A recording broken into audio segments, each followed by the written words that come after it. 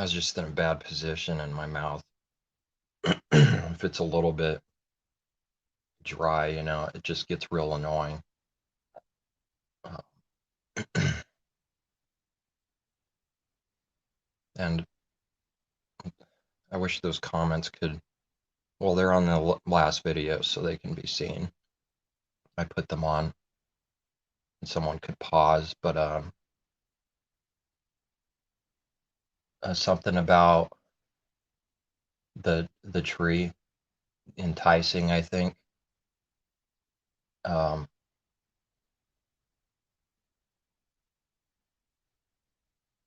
and and I just said afterwards that that's what the enemy, he makes rotten filth, like, tricks us to make it look good. and and this trick is just a continual darkness. There's no light, there's no life. Starting to see this and understand it, it's connected with sin and the cause and effect, the judgment, the reaping what we sow. It's connected to that.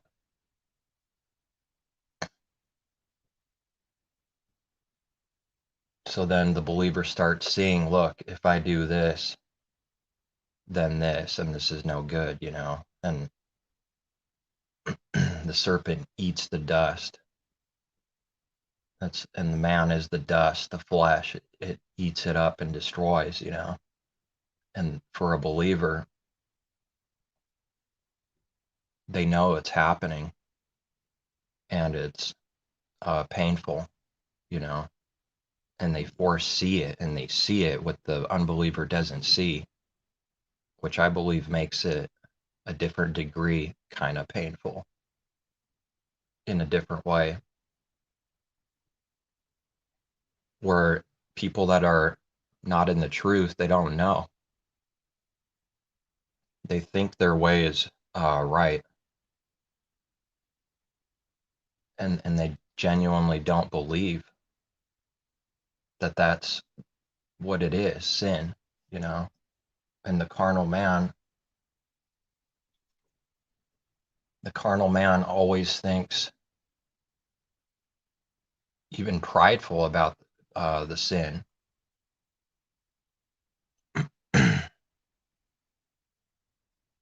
Even shows off, like I've seen, like, take glee in it, but it's destroying them, and the serpent's eating them. So maybe someone would be confused, well, it's eating us too.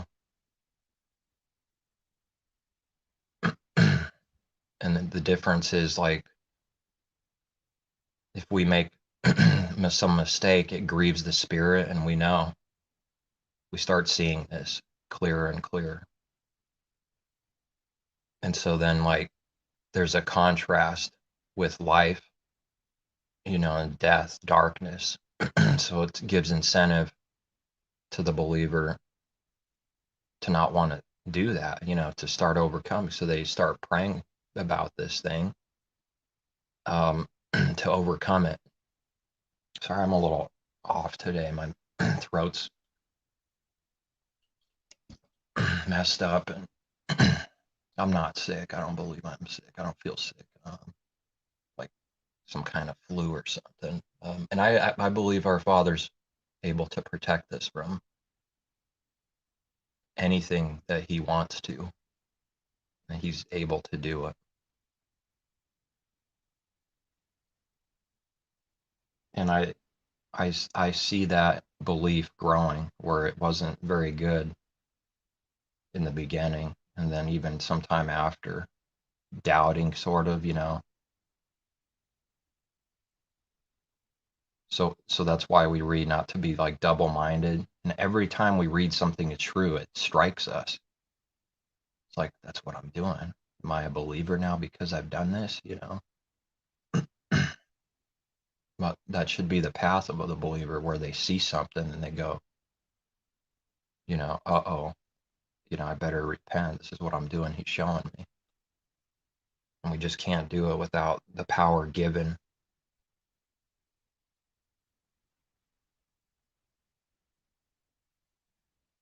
And so we have to do it, and yet we don't do it of our own like works. And that's hard to put into words, like how this works. It's an enigma to people. It would be for the church world because they explain everything through free will, and what the scripture, what his word teaches can't be so. It goes against this free will thing.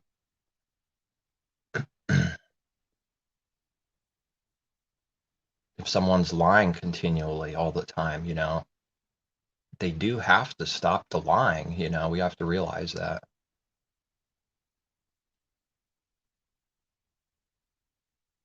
We actually do something, but he's picture the natural thing, or picture the Messiah, excuse me, picture the Messiah himself leading and guiding his people, where he starts going astray, wandering off the path a little, and maybe our Father allows it to happen for a while, like, okay, I'll show you what darkness is. Remember this? And we go, oh, I don't want this. I don't want this. This is no good. So that contrast is there. Whereas those that are in death, that's all they know. That's all we knew. Can't be prideful. There's no room to boast with his truth. Pretty amazing. Because whatever we're talking about, we were and are still battling right now, but we were for sure in nothing but death. We could start seeing people pretend to do good and be good more and more. That's my own experience. I'm just giving what I experience, and I know it lines up with his truth. Because if we're blind and everybody else around us is blind, right? We're all blind and dead. So we can literally see nothing. And then he gives us more and more sight when he wakes us up out of our sleep.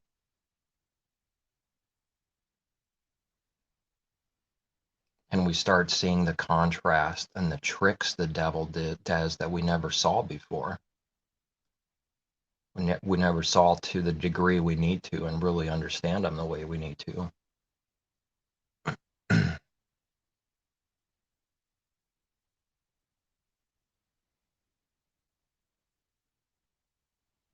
And we're going to think if someone, whatever someone does, some evil, we're going to naturally want to judge them more than what they deserve, like our own thoughts, he deserves such and such and such,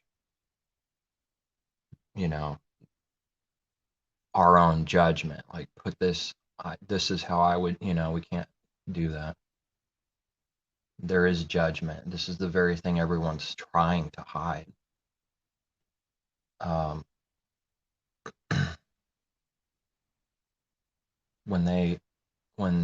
When people do evil, and I believe especially to believers, without a cause, that's strict judgment. That's what he's been reminding me. It seems whatever I start saying like a lot in a short amount of time, he's like showing me this is important, and this is what you did a lot and still slip up, have a moment, a second, a day, maybe it wouldn't be ideal, where we want judgment more than someone deserves.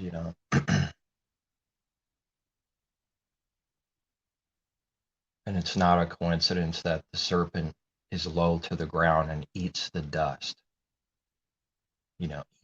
like an expression there, like eat the dust, and man is dust. So the enemy tears at the flesh, carnal, the man, dust. It's part of the wrath judgment. And for believers, it's not wrath anymore. Like the devil's wrath in them. But they're being destroyed too, though. Nevertheless, we can't say that's not true about believers. That old man is being destroyed, and when this happens and it's actually destroyed and we learn something and we grow and have life or more understanding, but while it's happening, it's like a death, But for the unbeliever, this destruction's happening. The wrath of the devil truly, and they don't have the Father in them, so it's only this wrath where the chastisement's not, it's not for the correction. They don't repent or learn from their mistakes. That's the path of anyone who's an unbeliever, whether it's a false believer or unbeliever or whatever religion, that's the path for everyone that doesn't have the Father in them. It's continual wrath and being a slave to sin. Someone might think there's good people out there that found like Buddhism or some religion.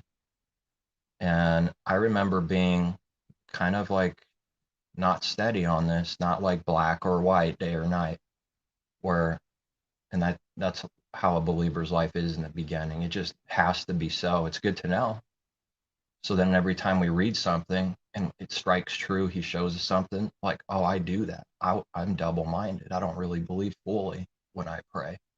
Does this mean I'm not a believer?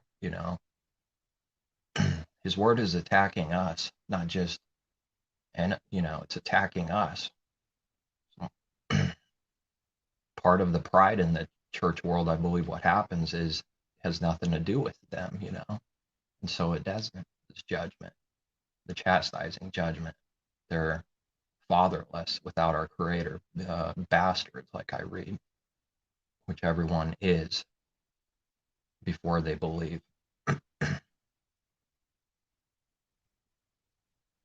It's not, here's what I'm saying. If it's some pagan thing, whatever it is, doesn't matter. Father's not in them because he's not a trickster. He's not a liar like this. And he doesn't give this promise to any other way except his way, period. Through the true Messiah, period. There is no other way. If someone's in another way and we see it, and they're making some bold claims, we can't believe them. It's just trickery, we all grew up practicing how to masquerade all the time. It's the only thing we know how to do until he starts showing us we're doing it.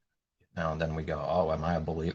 Well, that's part of it, is seeing your sins and repent. That's the path, the one that they reject, where if they hear a believer admitting something they've done, he's suddenly not a believer, because this growth, it doesn't just sprout overnight, but it should be on the path where he's going to lead you over here now and destroy something else about you, or a little more piece of you. And this is no good. It's from our perspective. It's a hard time. And then, through time, he's showing us it's overcoming, and then it grows some more, What could I say out of this? Well, the sooner someone, I guess, stops doing what he wants us to stop doing, right? He keeps chastising us till we go, oh, I can't do this anymore. And I know what it's causing me.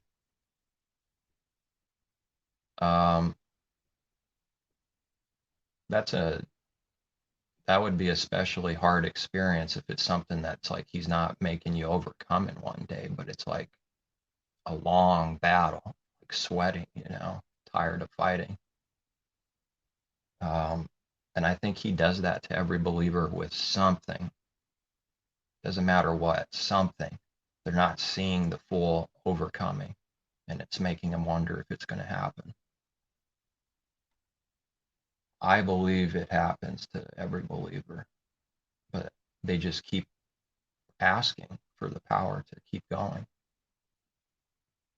And then maybe there's some things that I don't know. I can't say for sure what the apostle had, where he prays, but it's just, oh, my grace is sufficient. Prayer not answered. So that's difficult on something specific there. But I can't say what it is, and I believe it doesn't say on purpose, so that this teaching is taught, because it's something in everyone. Or maybe this thing is drawn out, and this is part of suffering, and you learn when you suffer. Messiah learned through the suffering. So it's not important what it is with Shaul, with the apostle. It's not important. It is important, but the very detail specific is not, because the teaching's the same.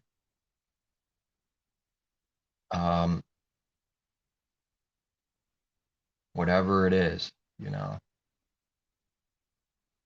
we're masquerading. We better not, that's what we're learning to do. I'm not going to sit here and pretend I don't have something continually to battle. It's not true. I do. And every other believer does daily. So picture the unbeliever, and then maybe, the Spirit will give a little more compassion because of the understanding that they're not doing good. They might make a show for it, and that's what everyone does, tries to do. But if they're in continual sin, and we're talking about the heart and mind as the main important thing, and then of course we can see the sin manifest, and they could care less about our Creator's commandments ultimately. That means there's serpents eating the dust, and there's judgment, and they're blinded, they're hardened, slaves to sin. And as long as someone's in sin, not being forgiven, not being under wrath, the devil's wrath, and not being no more condemnation, they don't have, unbeliever doesn't have this for them right now, no more condemnation. I don't see the teaching.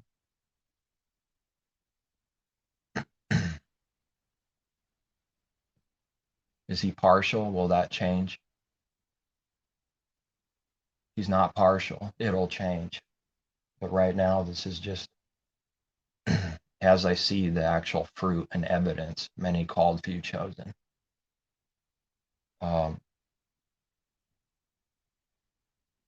It's like the destruction of the flesh is happening for them, but it's like in the bad way only. See, and the destruction of the flesh is happening for the believer, the carnal man, but it's for the good, but we feel the pain. We'll feel the pain at times,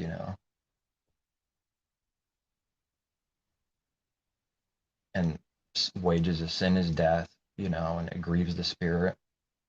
So then we start feeling like mostly, or a lot of destruction. And this is what a believer doesn't want. They have the contrast, where an unbeliever, the only thing they know is death. There is no contrast in sight. So we have like a special incentive, and that's what he's teaching, moving us to do. Incentive to stop whatever sin is, but in order to stop sinning and receive more life, we have to know what sin is.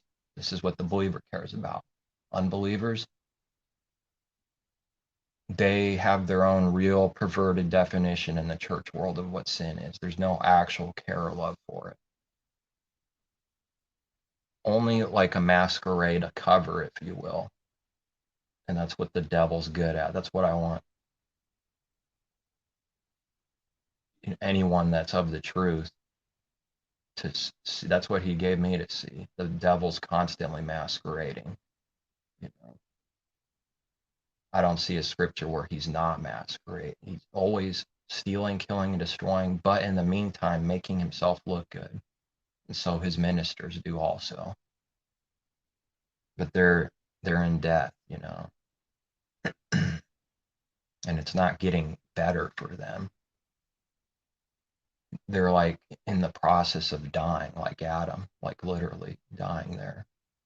But there is no life in sight to replace this death. So the believer now is like Adam, dying you shall die. You have to die to who and what you are, and we're in the process of dying daily to who and what we are, being destroyed, throws judgment at us, lets Satan do this or that at us because of a certain judgment or to refine you, and it destroys that thing more, but then it overcomes, throughout this time, and then it has the benefit afterwards. Uh, that peaceable, what we read, fruit, peace, righteousness after a battle and destruction. But this is difficult, because the believers are acknowledging they're weak and powerless, and they're just like waiting on him to get rid of something in us, and we keep praying about it. That's how the path has been. That's what I'm saying. I didn't see certain things overcome in, just overnight. It took a long time, big battles, ups and downs. Uh, one of man's greatest weaknesses, lust, getting seduced, and the sexual perversion. If I'm going to boast, I'll boast in Messiah then. That's one of those things that he's overcoming in me. But there's things that I might be weak in where it doesn't make sense. How could you be overcoming this thing, massive thing, assuming it's true, because I'm not lying. But there's something else that seems like more minor, and he's struggling with it. It's strange, isn't it? So it's like he gives you something to overcome. You're like, wow, finally I see some real change. And in the meantime, something that seems a lot more insignificant, struggling with it, But I believe that's the path, that's what it is.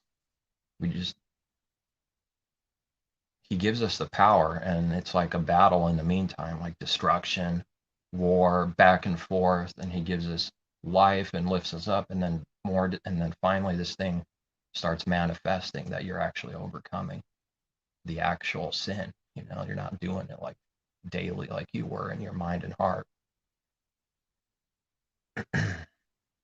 What was I thinking some time back? Exactly what I'm thinking about right now on something that seems a lot more insignificant. Is it ever going to come? And sure enough, somehow, at one point, it seemed like someone dumped a cold bucket of water in my head, and you look back and go, wow, I truly haven't been doing this. This is crazy. So if there was no such thing as growing in Messiah, then we wouldn't read it. It wouldn't exist. So the believer has some kind of confidence where even if it's something dragging them down, something they don't like that they see, they loathe something about themselves, right? Because I read that in prophecy that they will loathe themselves. The Father gets us to loathe. They will loathe themselves. That's something new. Where before the true loathing couldn't really exist because the mind and heart wasn't being molded like it was after Messiah, like this, where you genuinely don't think highly of you loathe yourself because you see what sin is and it's ugly, and what the man does is ugly and it's evil. You start loathing yourself genuinely. This is something that he changes in us, and it starts getting separated so far from unbelievers that we might scratch our head and go, why don't they believe me? But we forgot the process then. It must have been on how radical of a change this actually is. That's why they don't believe, because it's not happening for them. It's like slow, like they say, warming up the water slowly for the frog. It's like that with a lot of things. Maybe some things it's like boom, but a lot of things aren't going to be like that.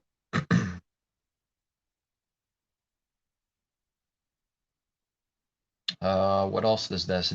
It shows us that we can't, when he brings these things out where the wicked don't believe they sin. See, it's a massive difference. They don't believe they're doing any genuine. They're not like at the end of the day, wow, I'm sorrowful. I did evil. I loathe my. That's not happening. Um, where the believer, this is happening. So they, during some thing that they're trying to overcome, he's overcoming in us. It gets us to see that we are weak, or exactly what we read, and he gets us to really believe you can't do it. And maybe it's until that point where even if it's 98% you don't believe you can do it, something's not coming until it's 100%. Could be something like that. And this is 180 from unbelievers. It is. In myself, I can do all things as the prideful man. It really is. But the believer must be accused as being viciously prideful, because it is prideful to the carnal man. That's what it looks like, but it's hard for us to try to picture, see, and remember from the old man's lens, when it's just the old man, dead.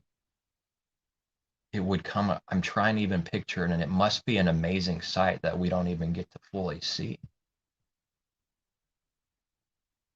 So I'm not sure I can try to fully see that. I don't know if I can fully see what the carnal man sees the spiritual man is, but it's not good. Something to think about. It's interesting. Where the light is like so different, it's offensive and it's foul and it's prideful. There's something strange about that, because it's not pride.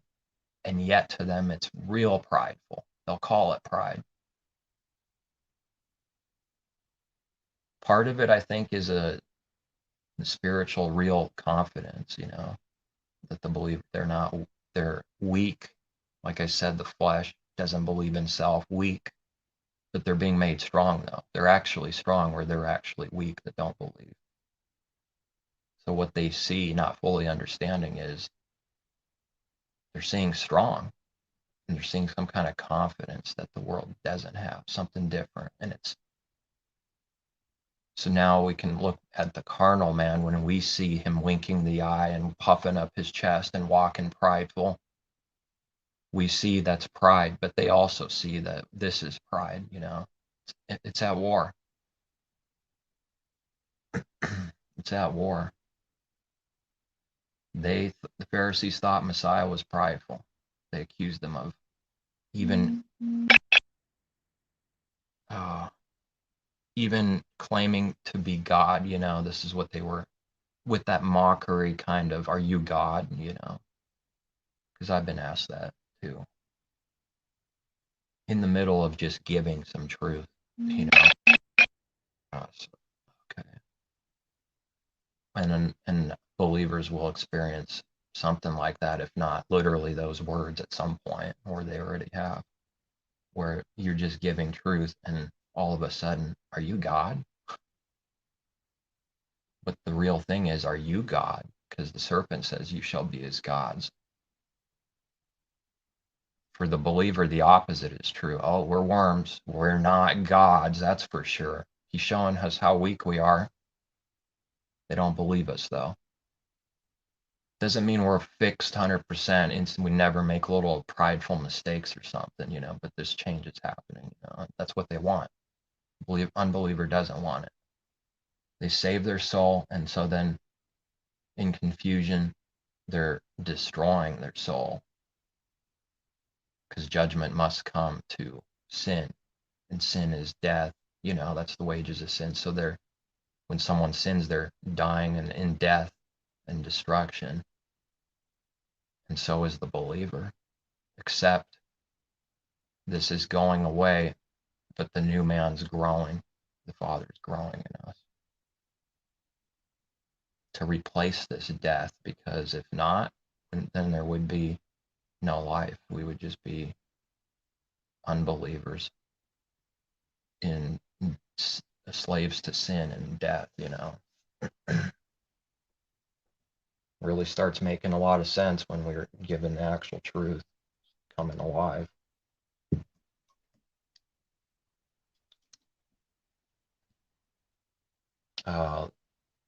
Where he'll show you one verse here and compare it with another, and you've never seen it like that before. Because when the truth is given, there's all these true connections. People in the church world don't have this, They don't truly have this. They're not learning new gems, new pearls, new things, or overcoming some sin. They're not seeing this thing happen, and the believer is. But it's a grueling thing. It's no joke. It's a grueling, fiery test, So for us, he chastises us. Sin, chastising judgment. And it's like a death, and it's destruction. But for the unbeliever, it's just the latter thing. It's just judgment. There's no correction in the man, in the person, in the woman. And when we really start seeing things, we could see the world's in unbelief. Just overall, the world, it's it's an unbelief, and it needs a lot of help. And the little lights in the world like to help when they can, and most of them reject it. It's prideful, because another thing that he's shown me throughout time is, oh, my leg is. This hasn't been the best 2 videos here. When you want to genuinely like help someone or give something, when you're inspired to give, where it doesn't matter what or where, someone might like it at first, and then the devil kicks in and goes, oh, I need help. Oh, I need help, and you don't. That's what he's doing. He just wants to look good. And that's exactly the life they live with that accusation. That's amazing too. So then a believer has to go through that, where that's not the intention of the heart, to try to lift oneself up because someone's down, but they'll take it like that. And I've seen it already. So often it'll be taken like that. And that's one thing that he's been giving me, that the carnal mind is whatever it accuses, right on the spot. It's what it is, unless he's changing us. So that's what I'm saying, is when they say this, that pride kicks in, and you don't want to really help them for a true cause. They can't believe that, because nobody's ever done that to them. There's something different about this. So then it must be that you're just trying to get off on it. And now this help becomes discussed like it's actually for evil intentions. And that's what they do. 5 minutes later, they'll do that. 10 minutes ago, they did that. A year ago,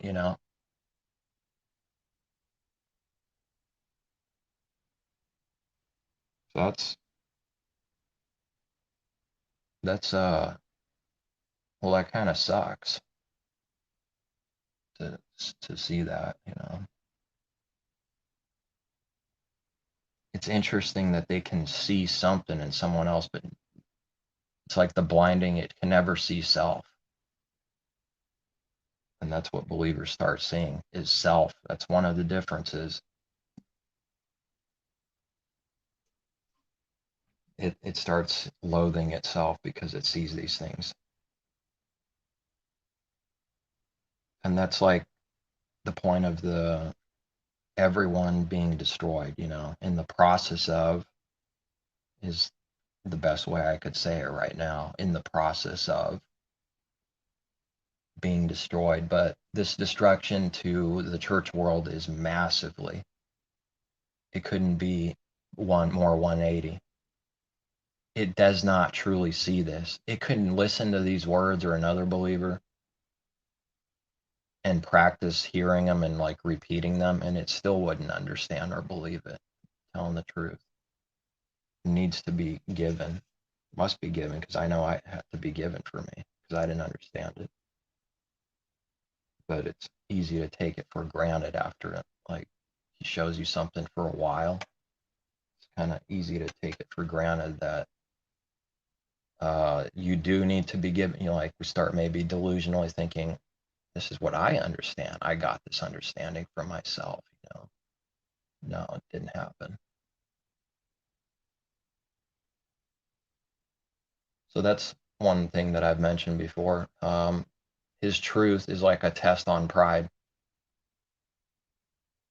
because we're given things that these gems, the pearls, the valuable things that the world's not receiving. And so it really is just a few, however few there are, and that's going to be prideful to someone else, right? And it can make self prideful because it's just a few, and that could go wrong. And I believe I've seen it in a bad way.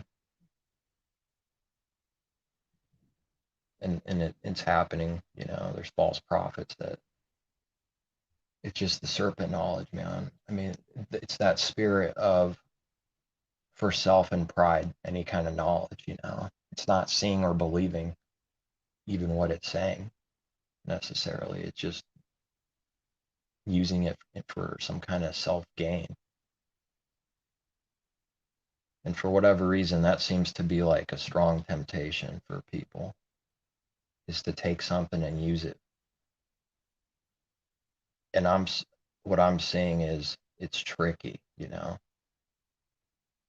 You really have to be given sight when you do this.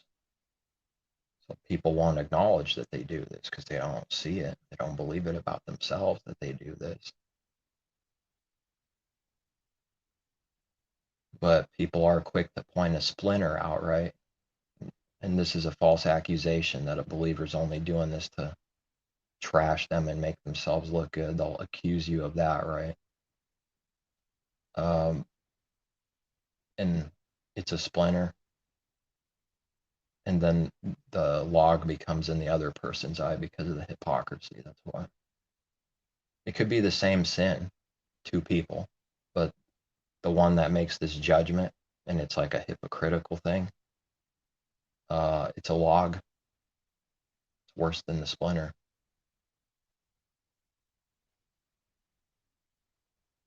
And it's like exaggerated, but the sin is like that. There's something real about that parable. There's something real about the picture. That sin's way bigger. Because it doesn't matter what sin it is. It could be any sin, but then they do it themselves, and that sin, whatever it is, greater or smaller, becomes a log. Just automatically.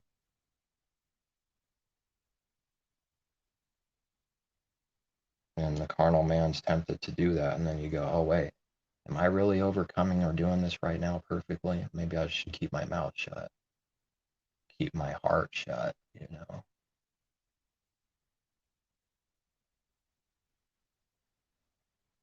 judge with righteous judgment. But the devil doesn't do that. The devil falsely accuses the brethren day and night, and it's still happening. I'm experiencing it. They do this. People do this, even devils to each other. They'll falsely accuse and do things, whatever it is they're doing.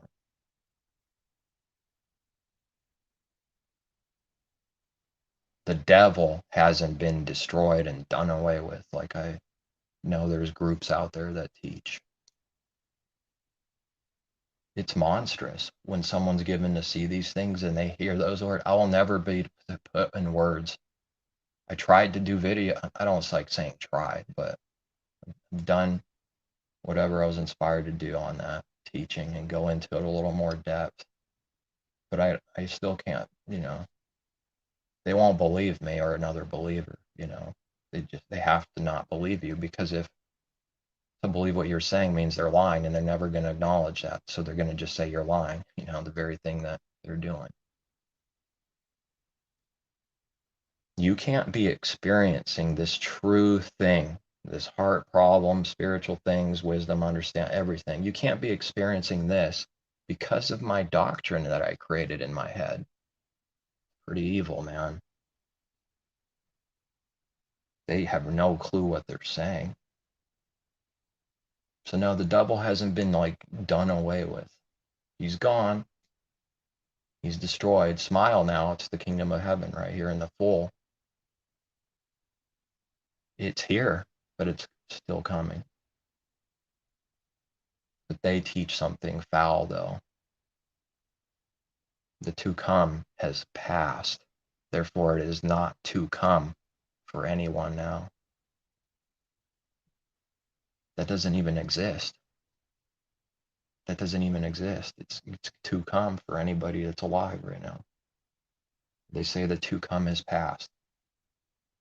And what he's shown me, someone that can teach and believe this, it's obvious. It's just painfully evident. They love the world and all the things in it, because they're okay with saying this is heaven on earth. And I'm going, what do you mean? This is hell. This is destruction on earth. This is disbelief, unbelief on earth for the many. And they're saying the opposite, meaning it must be spiritually in their mind and heart that they love this world and think it pretty good overall.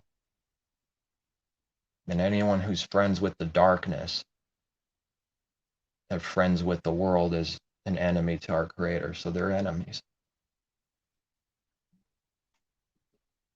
It's a lot deeper than just some doctrine in someone's head.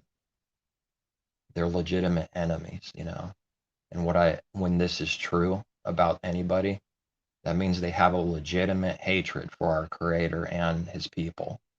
That's something people just don't want to believe, that are just not believing yet. They don't want to believe that that's true. They want to hold on to that. The prophet is good, that the man is good. And there's something good about them for choosing this good man,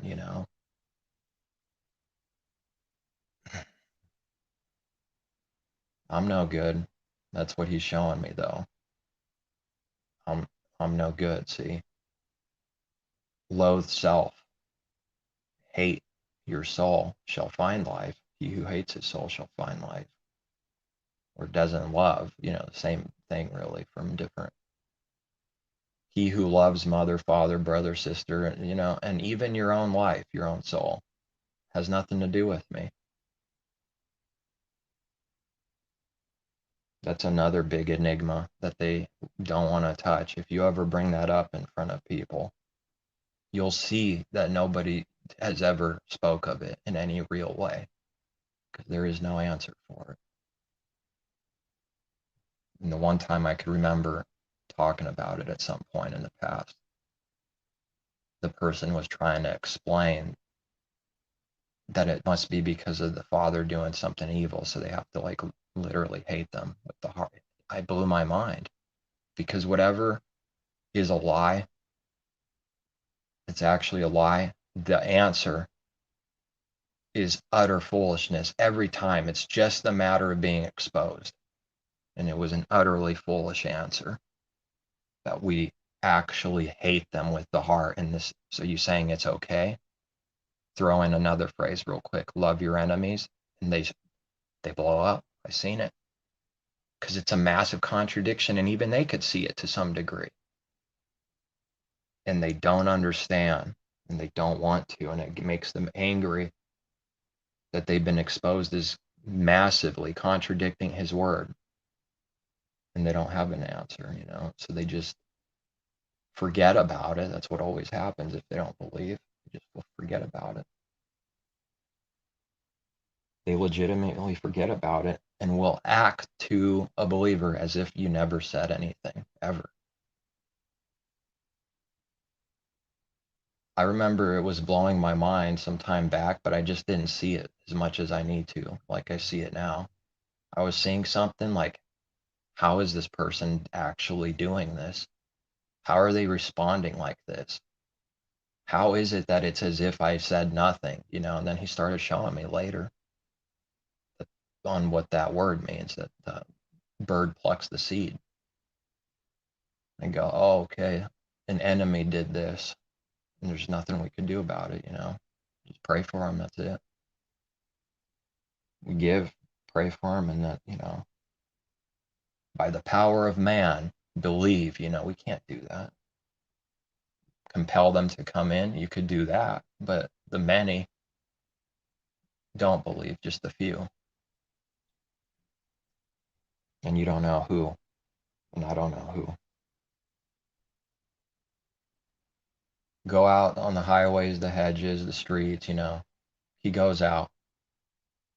Go out again, highways, hedges, big. I'm telling you the truth. All those that you invited, none of them will taste my supper. And then I believe he goes out again, because obviously, because of the above. Messiah taught that.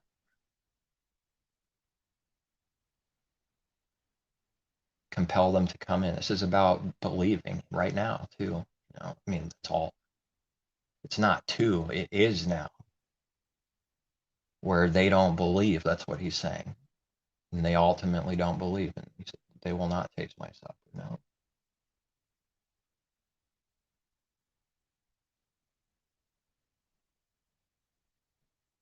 So, like, it's teaching a few. So what does the devil have to masquerade and project the image? The opposite of that, because that's the truth. Therefore, the opposite must be sent out to the world. Many ways, many religions, all same one God, which some twisted way, there's actually truth to that. They have the same father, the devil, the unbeliever, or religions. The wide gate's all one, it's all one thing of the devil. All the gods and deities and pagan trinities and everything. That's why presidents, and they'll say these things, we see what they're doing now. Maybe it was confusing in the beginning because we're like, well, they're just not true Christians. Oh, no. No, it was a lot worse than that, but he just couldn't show us yet. It was a lot worse than that.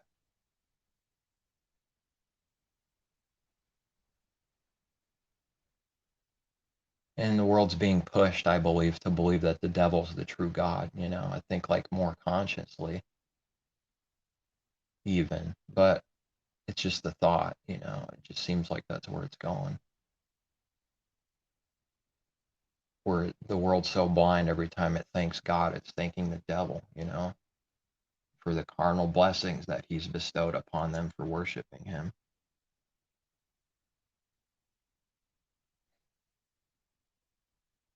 I can't say with any detail how this works. I just know that the devil has kingdoms to offer. That means he's got things to offer.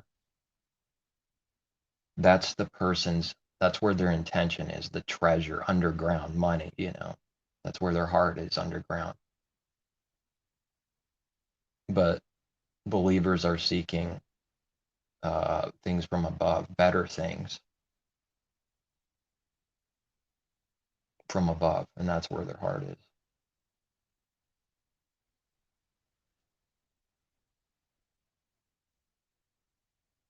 And part of it is not seeing, part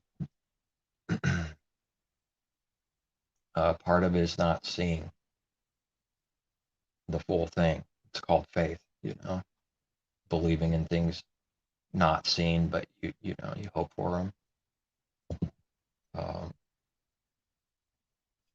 It just automatically exposes the unbelievers as not really having this faith, this genuine faith, to test it, see if it's genuine. He's going to test us, He tests everyone, and then people will fail the test. In religion, they fail the test, they just stay there, they're hardened. The false prophets lied to them. But the believers are like continually being tested, and it continually shows that they believe, through the ups and downs. Because he gets us to points, at some points, or sometimes, or maybe a lot of times, where you're set up to curse him and die, and like, just that's it. Um, but, the believer doesn't ultimately do this with their heart. We might say foolish things. I've said foolish things, and it's, evil, and I hate it.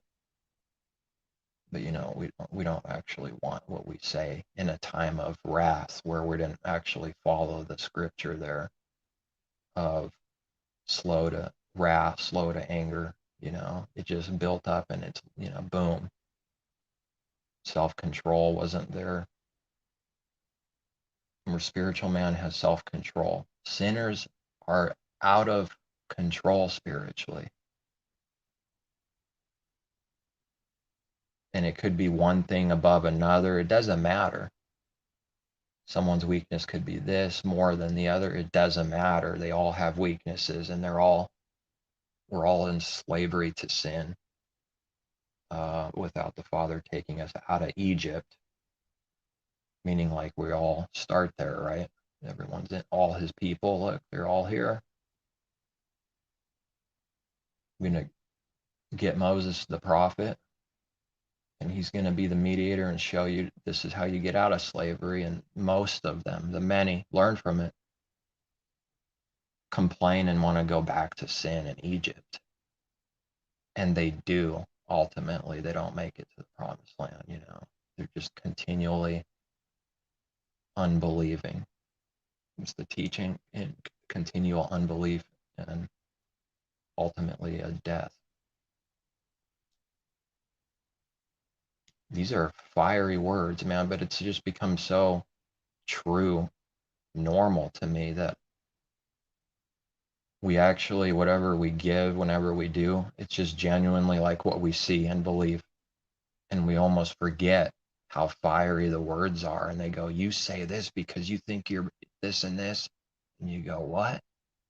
It didn't even cross my mind what you say. That's what happens, though.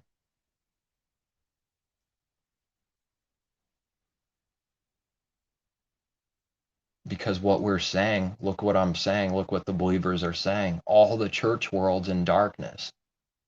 It means that they're the enemy. That's pretty serious. That better be true. If that's not true, then they are what we claim. They are what we are, what they claim, if that's not true. But that's not the truth. That's not the case. The harlot is what it is, what we've been given to see. And we see more, you will know them by their fruits.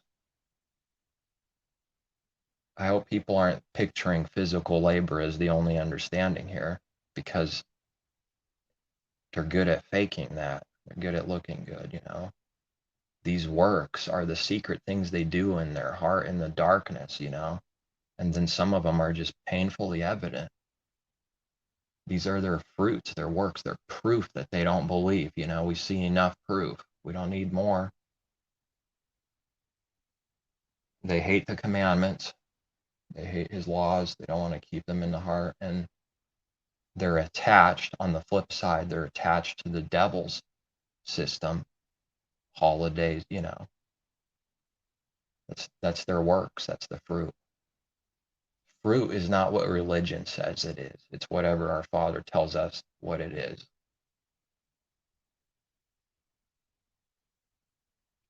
That is fruit. That's works right there. That's at least a part of it.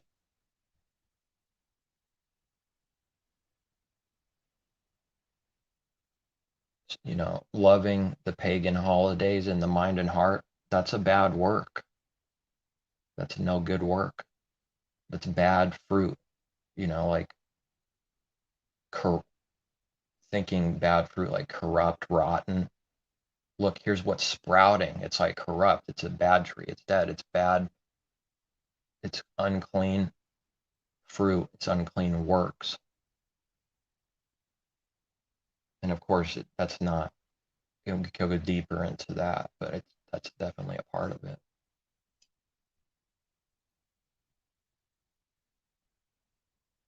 What I'm saying is it's not just whatever we freely give. It's not just that. With what they do see there, what we see they do, that's part of it too. Those are works. Some kind of, no good work. And people don't want to hear it.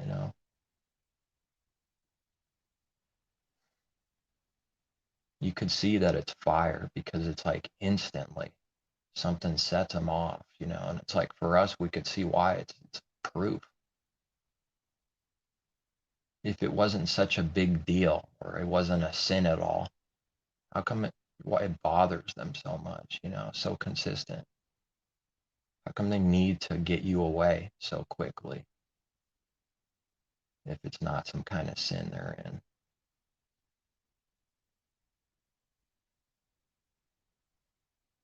Well, I think that's it. It was a little longer than I thought it'd be, but so everyone's dying, but their believers have life. They're growing. Unbelievers are just dying. In the natural picture there with Adam, and all the destruction and the sword cut up people. His word, right, is the sword. He's doing this spiritually, you know. We have to see that understanding where it's not specifically that, because we can't do that specific literal thing, you know. We're supposed to love our enemies, We're not supposed to hate them with the heart and wish them like vengeance, evil, Whatever they do, you don't wish them back the same thing. But just our Creator's righteous judgment. That's a massive enigma, and they don't touch it in the church world.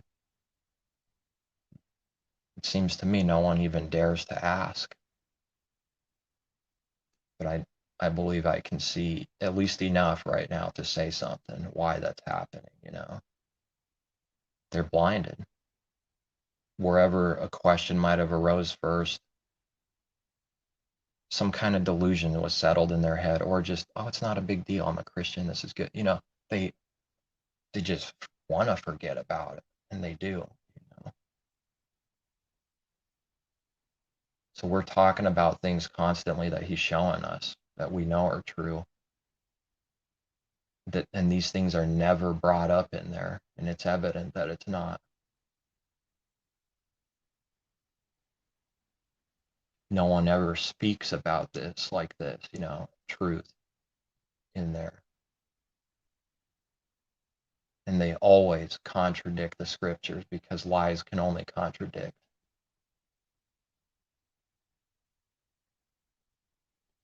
And the worst part of it all maybe is no one acknowledges that they're contradictions. They'll say you contradict.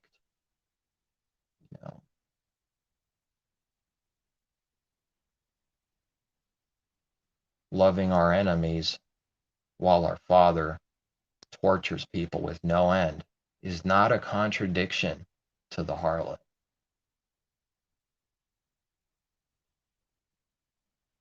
We can't be one with that. You could see why. It's just not possible. If something that massive is not a contradiction to them, I mean, what else are they blinded in? But they won't acknowledge, see? They say they see. They do this with their heart. These are true words. And the Messiah didn't come to heal those people, the righteous. He came to heal sinners that were blinded, by his light. And then they go, wow, I can't see. And then the apostles healed, like his sight, Then they stay in there and they don't get to this realization or belief or point where I don't see. They always say we see. That's the problem. He says you'll die in your sins. That's a problem.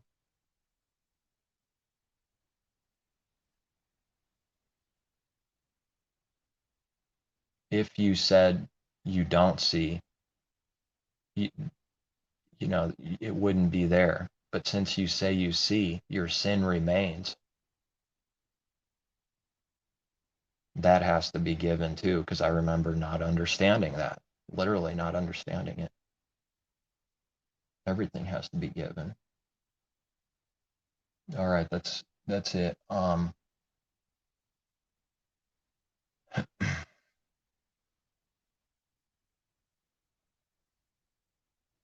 Doing good reaps the same back, But I know it's not that simple in life, where we know something, but like the action is trying to catch up on some things. But we know that's true. So it's incentive. If this, then this, Messiah didn't lie. If you want life, keep the commandments, This is an enigma too. Everything's an enigma to the unbeliever. It starts becoming if this, then this, and theological. They're not seeing the spirit. They're not seeing the spiritual thing, what they need to see. It becomes two gospels. If this or this gospel and another gospel, two of them. That's what results from not having the understanding from above. And they will not admit it. They will not relent. They will not admit the contradictions they teach, which are many. Every time there's a lie, there's many. As if there's one glorious gospel given, but there's actually two, depending on what blood you are. Just these words that I said exposes someone as radically carnal. It's not good. If they are carnal, that means they haven't received anything from our Father, which means they have zero understanding. Go away, Ryan, go away, you're lying, I know nobody can believe that except believers. I'm just saying, if indeed carnal. That's why I think I read the word if there with the apostle, because he's understood this. If indeed you have Messiah in you, because, he's saying, if you don't, then you're carnal. And to be carnally minded is death. And to be carnally minded is to be an enemy. And enemies don't have any truth in them because there's no truth in the devil. And if someone's an enemy, there's no truth in them. See how that all flowed perfectly and it's simple? Everything they do is piles of contradictions and it's complicated. But they can't break his word. Scriptures can't be broken. Not actually,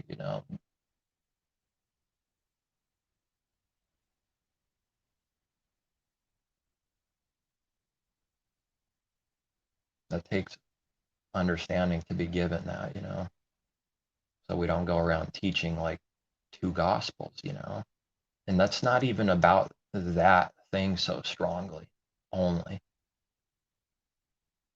It is bad by itself, but what it exposes is this is a really bad doctrine, man.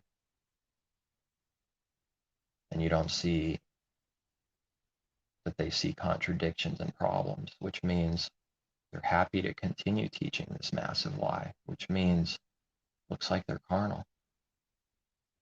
And that's no good. That means they're my enemy.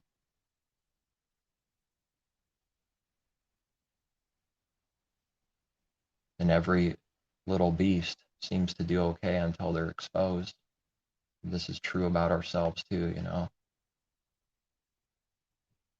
The believers come to the realization, they're admitting it. The unbelievers are not admitting it. It is that simple. They keep saying we see. They don't admit their sins, their problems, their everything. What the scripture says they are, deceitful hearts above all things. They don't believe it for themselves. If someone's carnal, they can't believe that about themselves, And neither could we either. It was blocked, the doors were shut.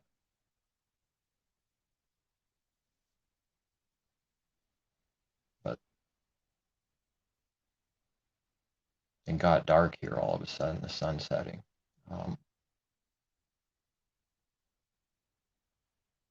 That's what happens after a fool gives instruction. Sun setting and darkness comes, and there's noises and creeps out there.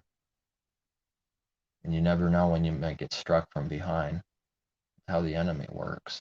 That's why they like owls, snakes, spiders, vultures, crows, things that eat flesh, right? The foul spirits that are constantly tormenting, eating, destroying them. The devil, they'll eat all the flesh.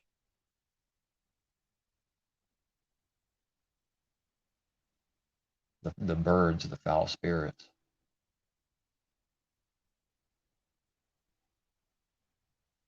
And the devil will say Messiah has a demon. They'll do that to the believer when it's they who are what they say. Oh. And you'll notice, believers will notice and see that how quickly someone forgets whatever they gave someone,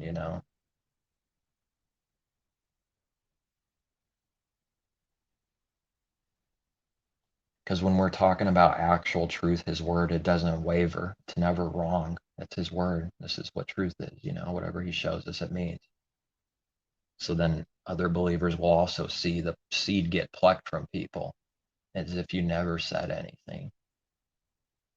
In the meantime, the world and religions are talking about things that move and waver all the time because they don't have any sound doctrine in there.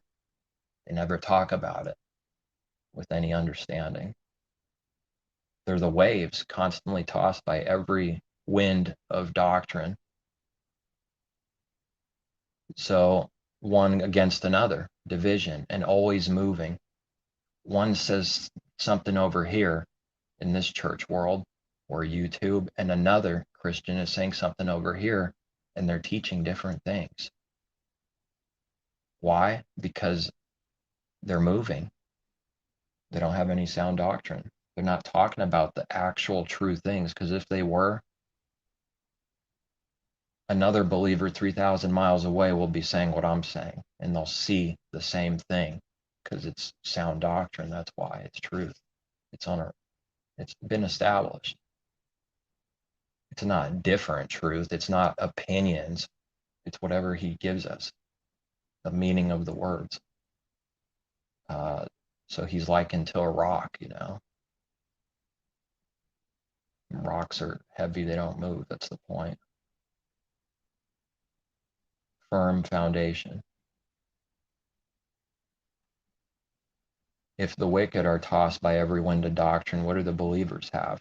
They're not tossed. They're firm teachings that don't move. Once it's given, it's given. And they're just as stubborn on repenting for whatever the Father has given as much as the devil is for teaching their lies. It's a big pot of confusion, man, in this world.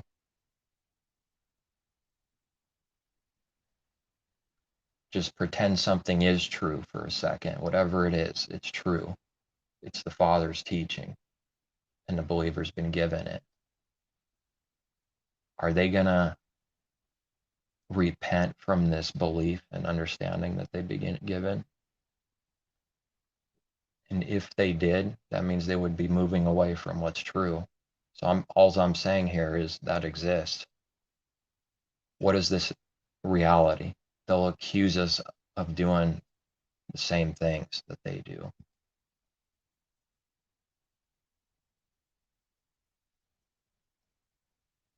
pretty bad. While at the same time, I can see and have been given to see that this understanding can't be used in some carnal way to prove that someone's saying truth, because there's plenty of people that will do that too, because they know these words. They'll say the words, therefore, because they say the right words, whatever they're teaching is true. To use it in a twisted way like that. And it just makes the believer look worse and worse, because, well, I think believers understand why. They could start seeing why it makes us look worse and worse from the world's perspective.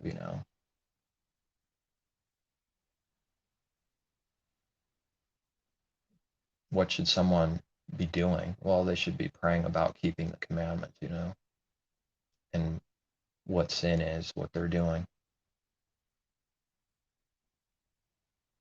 and deception. Like, what is it? Show me what it is inside. If there's any in me, get it out. Because there has to be some leaven in us, right, to purge it out. It should be a given already, right? But it's not for unbelievers. It's not a given.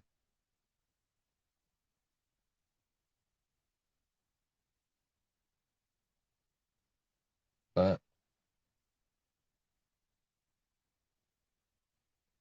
that's the world it is. Dark. Spiritually dark. The minds and heart of people are dark. Because every time I see something good, it's hated. And if this person was so good, how come they hate what's actually good? Why do I keep seeing that? How come I've seen people laugh uncontrollably on things I've said or did in the real world? The details don't matter. But it was for their benefit, something good, right? And they laugh like the devil, like instantly laughs right at you, because they can't believe. It's so surprising to them because they actually see the real thing. It's not like fakery. It's not. The reason why a believer could say and do the same thing another one can, a false believer, and people laugh at the believer but not the other one, is because something about them sees you're not faking it. That's why. So they laugh. They can't believe you would do this. They just can't, whatever it is you're doing, they can't believe it. They laugh at it. Like in like a fear. They're covering their fear. I see the devil, man. They laugh and spit at your face for doing something good, and they won't believe that you're doing it. That's, in the meantime, this person could be an unbeliever, a false believer. They're projecting the image of the beast. They're good, righteous people. They're good. And then they actually laugh and spit on something that I know is good, meaning they're evil. They're just pretending to be good. And this is what every believer would have been doing. Just really good at masquerading, but the heart is evil, deceitful, above all things.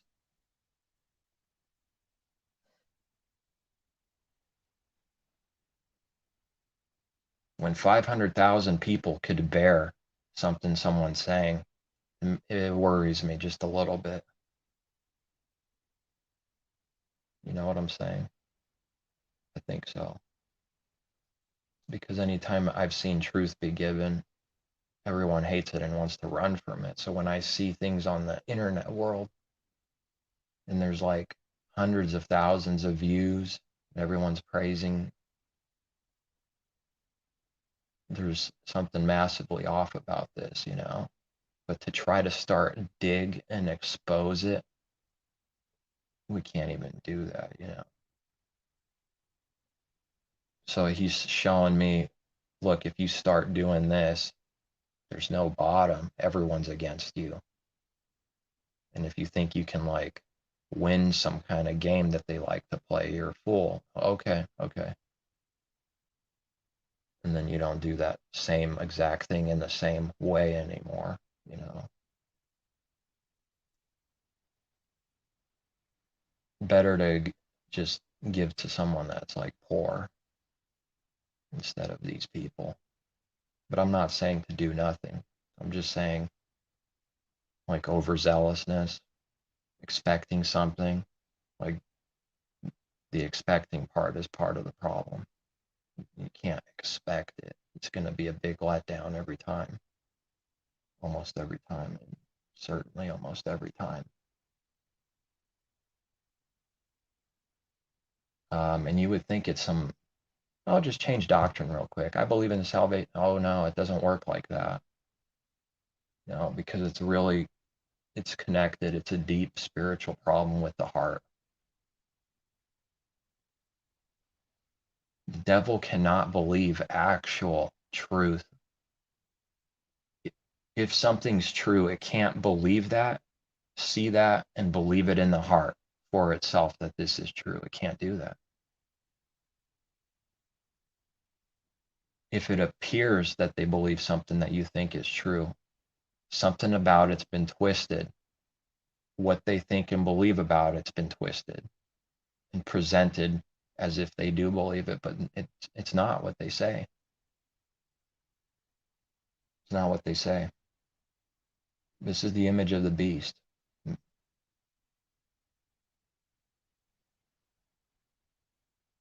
The beast, the devil, his image, masquerading,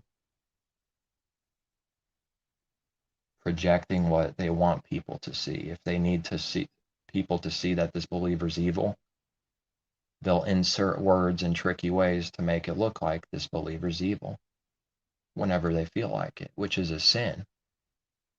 They just committed sin by even doing that with foul intentions to try to get you to look like a sinner because they don't like some kind of truth.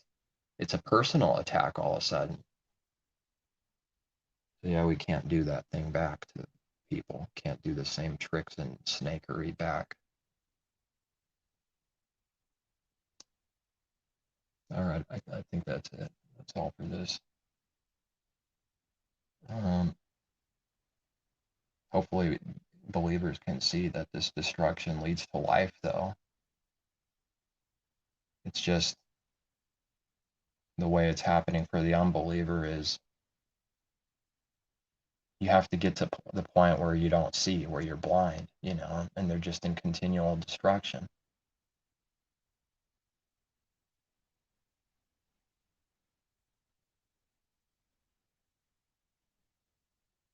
Until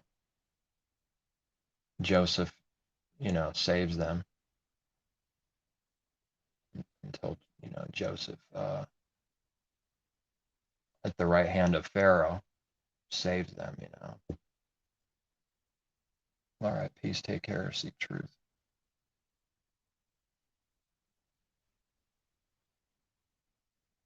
Oh, I got some, hold up.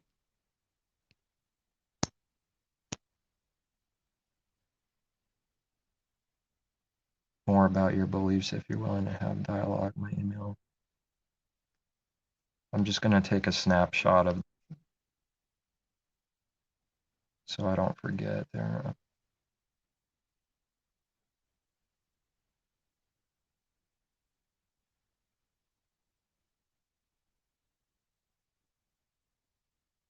As we come closer to the light, we realize how much we need to be cleansed.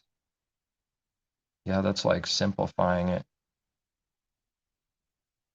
perfectly.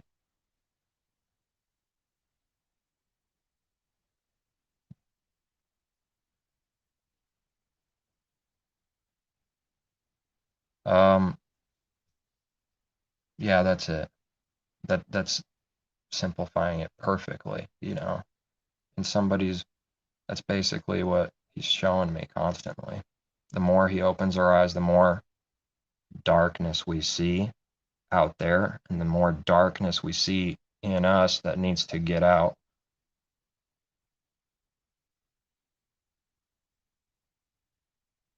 And it seems so simple, just acknowledge it, man.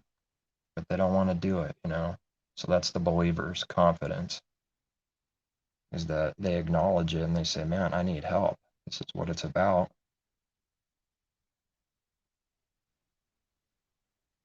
It's the opposite of pride. It's humble. I'll keep that in mind. I took a snapshot so I don't forget what you sent me there. All right, peace, take care, seek truth.